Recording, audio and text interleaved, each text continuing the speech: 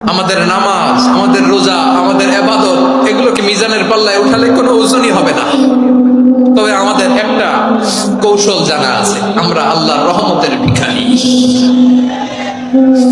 আমরা সেদিন আগেই গুনার স্বীকৃতি দিয়ে দেব। আমরা বলবো, আল্লাহ তুমি প্রশ্ন করার আগে তোমার একটা কথা বলি, আমারে কিছু জিজ্ঞেস করো না, আমি সব করেছি। এমন কোন পাপ নাই যে পাপ আমারে দিয়ে হয় নাই। তোমার রহমত দিয়ে তুমি জান্নাতে পাঠাবা, তোমার দয়ায় জান্নাতে যেতে চাই, আমল দিয়ে না। পারবেন বলতে? কিয়ামতের দিন আমরা বলবো, আল্লাহ আমার আমল দিয়ে জান্নাত চাই না, আমি তোমার দয়া দিয়ে জান্নাত চাই।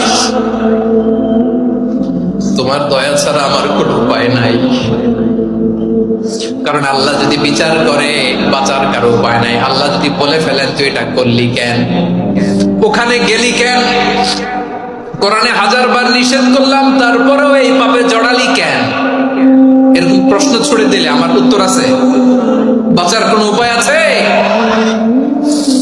রোজ হাসরে হে আল্লাহ আমার করোনা বিচার, আল্লাহ করোনা বিচার,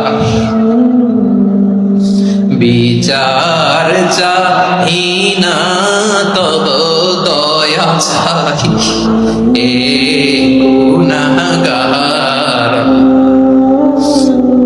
করোনা বিচার।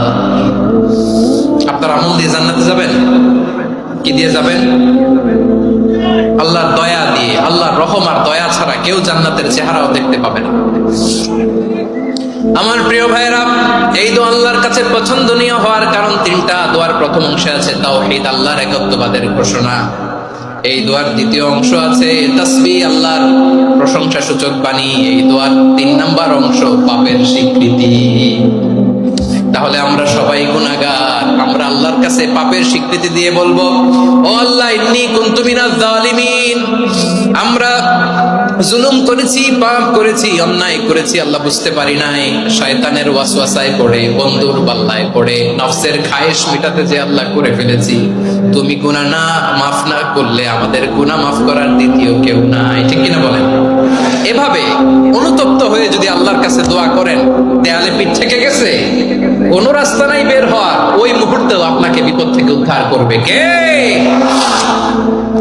বিশ্বনবী চরম বিপদে পড়লে 2টা দোয়া পড়তেন। প্রথম হলো এটা, লা ইলাহা ইল্লা আনতা সুবহানাকা ইন্নী কুনতু মিনাল জালিমিন। এই দোয়াটা আমরা বেশি বেশি পড়ব প্রিয় ভাই। রাজি আছেন?